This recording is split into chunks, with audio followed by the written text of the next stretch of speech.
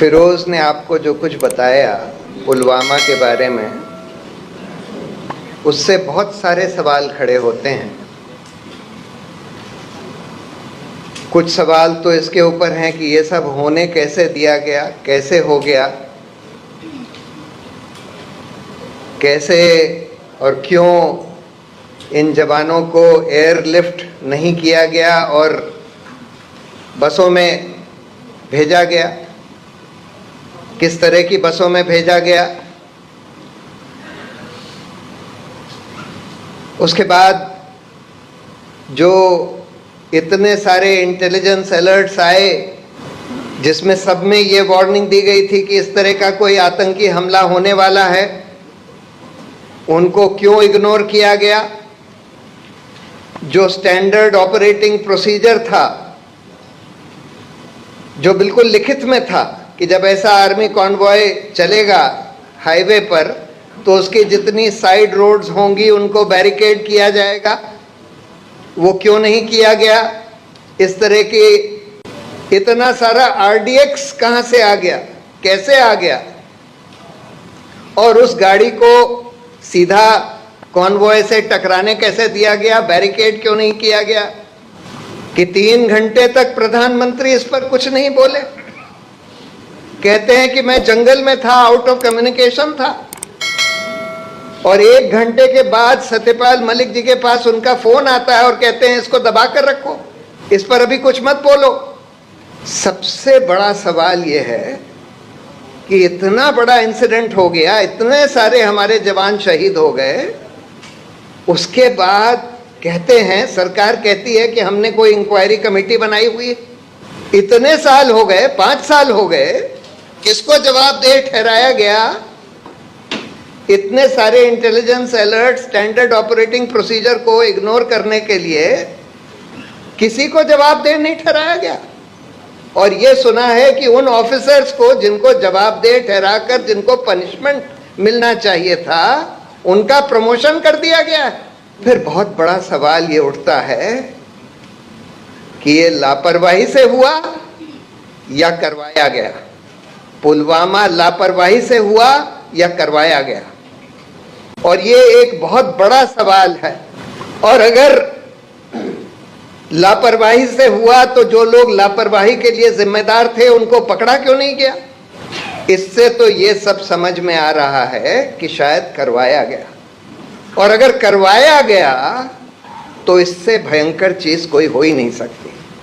और इसका एक प्रमाण इससे भी मिलता है कि जैसे ही पुलवामा हुआ, इनके गोदी मीडिया के एंकर खुशी से उछल रहे थे कि we have won like crazy.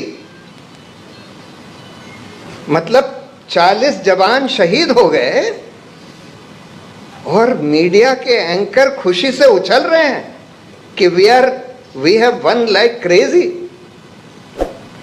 और इसलिए ये बात इतनी अहम है क्योंकि आज जो मेरे पास सूचना आ रही है, और एक सोर्स से नहीं, कई सोर्सेस से आ रही हैं और क्रेडिबल सोर्सेस से आ रही हैं, कि अब पुलवामा 2 और बालाकोट 2 की तैयारी चल रही है।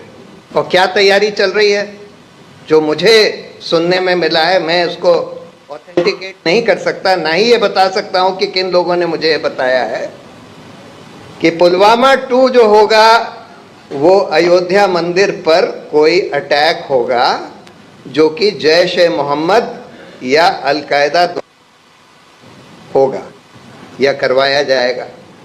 और बालाकोट 2 जो होगा वो पाकिस्तान ऑक्यूपाइड कश्मीर में इनकर्जन, यानी कि ग्राउंड मूवमेंट। सिर्फ अब की बार बमबारी नहीं, अब की बार जो सुना, और मल्टीपल सोर्सेस से सुनने में आ रहा है कि अब की बार थोड़े से ग्राउंड ट्रूप्स भी भेजे जाएंगे। इसलिए नहीं भेजे जाएंगे कि हम पाकिस्तान ऑक्यूपाइड कश्मीर पर कब्जा कर लें, लेकिन ये दिखाने के लिए, जैसे बालाकोट में इन्होंने दिखाने की कोशिश करी कि भाई हमने पाकिस्तान के ऊपर बम गिरा दिए। वो बम से कुछ हुआ हो ना हुआ हो, बम कहाँ गिरे कुछ किसी को पता नहीं, लेकिन बम गिरा दिए और उसके आधार पर चुनाव बिल्कुल 2019 का पलट गया।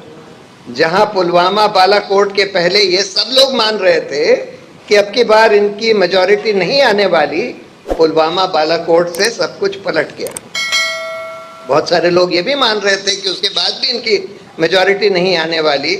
आज तो खैर हिंदू के अखबार में एक बहुत बड़ा लेख आया है कि जहां जहां बहुत क्लोज कॉन्टेस्ट था, यानी कुछ 100 का मार्जिन था, वहां वहां करीब करीब सारे इलेक्शंस में भाजपा जीत जाती है, और खासकर वो भाजपा रूल्ड स्टेट्स में।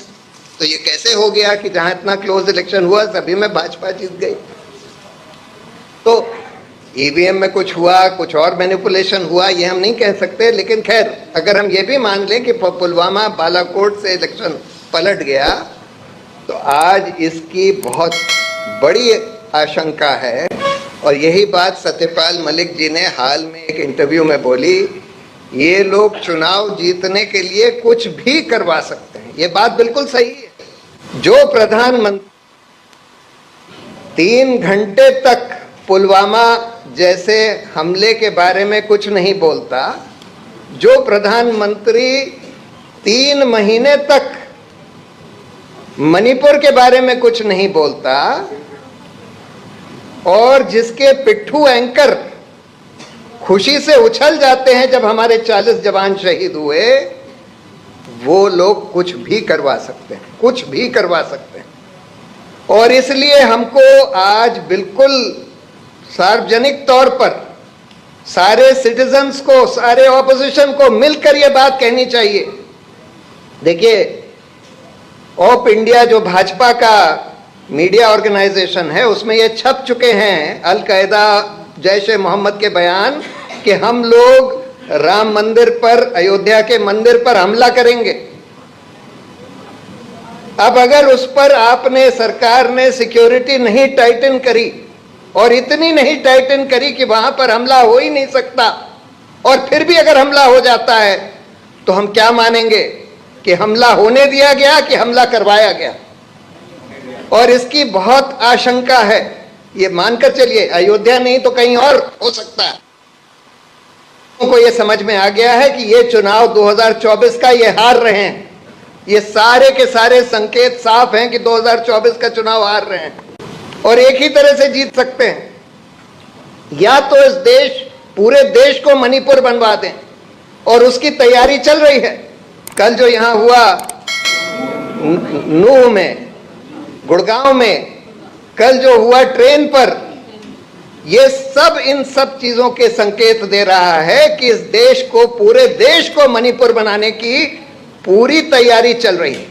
तो इसलिए पूरे देश को इसके बारे में सतर्क रहना होगा, और सबसे पहले पुलवामा की जवाबदेही मांगनी होगी कि आपने ये कैसे होने दिया, और जिन लोगों ने होने दिया उन लोगों को क्यों आज तक जवाबदेह नहीं ठहराया गया है, उस इंक्वायरी का क्या हुआ, उन लोगों को क्यों प्रमोट कर दिया गया है जिनको जवाबदेह ठहराया जाना चाहिए था। अगर हम ये भी मान लें कि आपको नहीं पता था, आपने नहीं करवाया, तो जिन लोगों ने होने दिया, जिनकी लापरवाही थी, ये तो साफ है कि लापरवाही थी। आपने 11 इंटेलिजेंस अलर्ट्स इग्नोर किए, आपने स्टैंडर्ड ऑपरेटिंग प्रोसीजर वायलेट किया, और उसके बाद भी किसी की जवाबदेही नहीं तय होती है। तो इसलिए हम लोगों को ये सवाल पूछना होगा, इसकी इंक्वायरी रिपोर्ट मांगनी होगी, और पूरे देश को आगाह करना होगा कि इस तरह की घटना फिर से करवाई जा सकती है। बहुत बहुत धन्यवाद।